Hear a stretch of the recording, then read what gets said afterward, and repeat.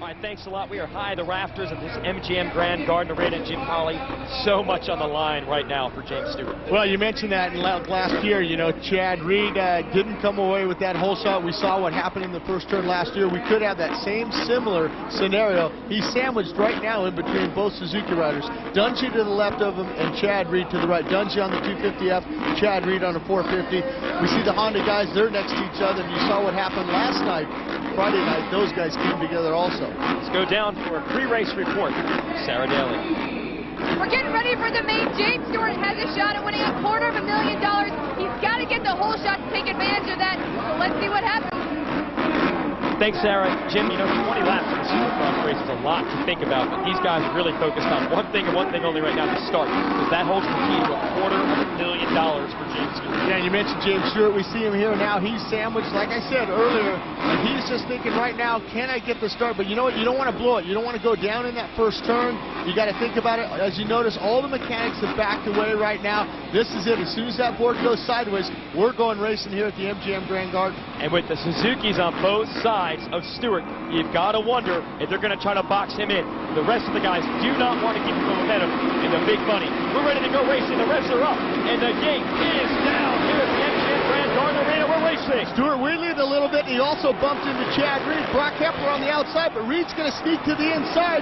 Reed, got bumped by Brock Hepler going through the whoops there. Hepler's leading it right now as they come into the outside the arena, and they're going to come back in. And the trifecta's over for James Stewart. You see him getting bumped and banged back there just inside the top 5. No hole shot for Stewart.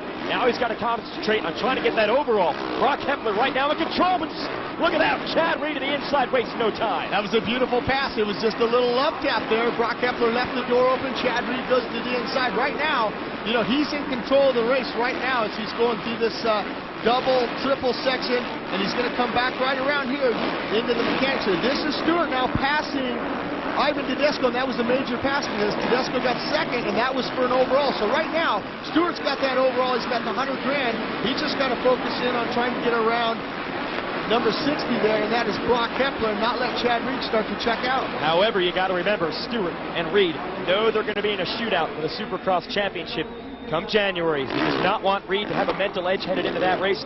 Stewart's going to try to chase it down, whether he has the overall in his pocket or not. He doesn't want to see Reed win. Reed doesn't want to see Stewart win.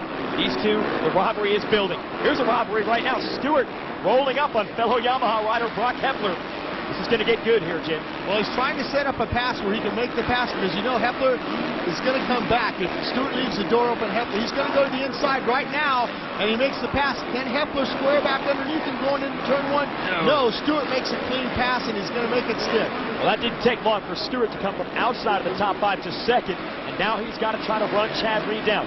Now, Reed, he's just happy to get some laps in here. Last night, folks recall, had problems on the very first lap of the main. He was out instantly. Reed treating this as a test session on his brand new Suzuki ride. He's got all kinds of pressure right now because he has arguably the fastest man in this sport.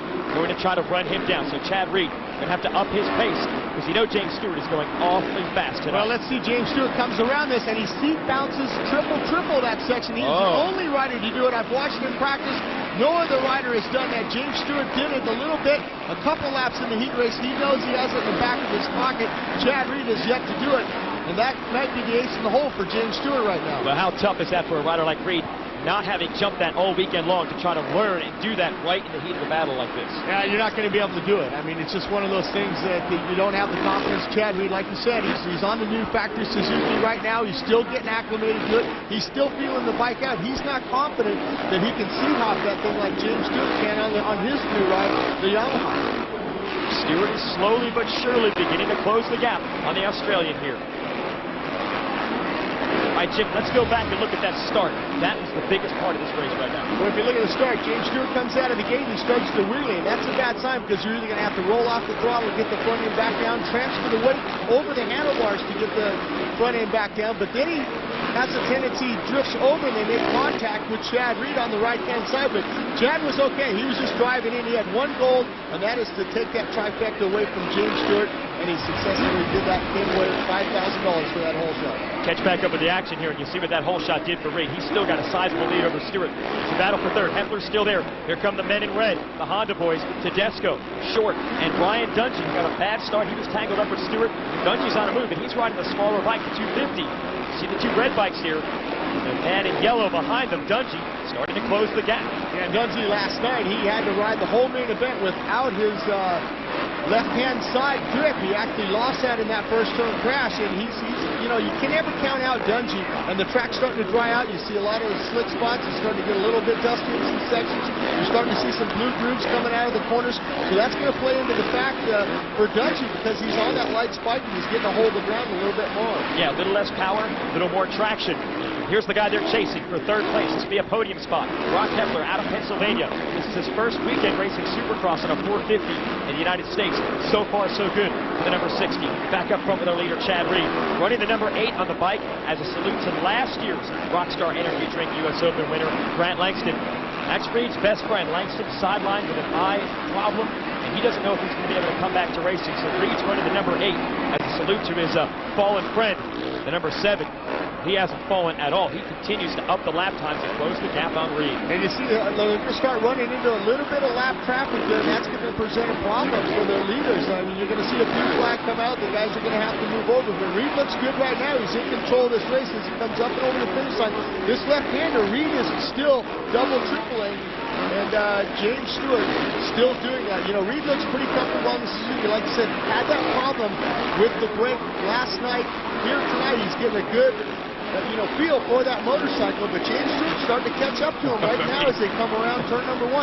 In the whoops, it's pretty critical. You see the bike starting to dance around. They're starting to get a little cupped out, and they're getting a little dry also. I'll tell you what he's getting a good feel for. James Stewart. He can now hear that motorcycle behind him. And this track doubles back on herself just enough where Reed can see him. And I bet you Reed sees Stewart jumping that triple. He's not doing it.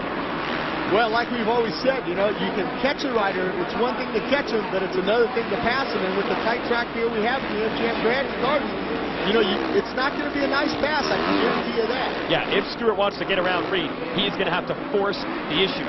Reed can ride the wide bike. He will make that Suzuki 6 feet wide and 6 feet long. He's going to look at Dungey here, continuing to move up. Remember, Dungey battled Stewart for the fastest lap times in practice. Didn't get the start. He is coming right now, putting the pressure on Tedesco, the number 9 on the Honda. Go back to our leaders. Look at this. Stewart is right there with Reed now. Reed can definitely hear the bike now. You know, he's starting to put the pressure on ever so slightly. You know, he's taking his time. He's biding his time as they come back into the stadium here. They're doing this section here. Those are those step-on, step-offs. And you see Reed's front wheel getting a little bit high, though. He's getting everything out of that Suzuki to try and get over those. James Stewart coming around. Let's see if he can triple. There he is. You see bounces. Triple. He's right on the rear wheel now, Stewart. It's going to get interesting. There he goes, maybe to the inside. He's going to wait until the next lap. And you notice how he's not following coming out of the mechanics here in case Chad Reed makes a little bit of a bobble. He does not want to get collected up into that. Yeah, Stewart knows when he puts pressure on Reed, there's a good chance Reed might make a mistake. He does not want to run into him because, remember, it's not just a battle to win this race. You want to get the best scores on 2 nights. When those two tangle, and Stewart ends up going down, he could throw away the entire $100,000 bounty. So this is going to be difficult for Stewart to play this right now. He knows Reed. He'll be aggressive. If he gets inside or outside of Reed, Reed might just shove the elbow and change the entire face of this race. Halfway through this 20-lap main event, it's Reed, Stewart, Short, Tedesco, and Dungey in the top 5. We'll be right back after this.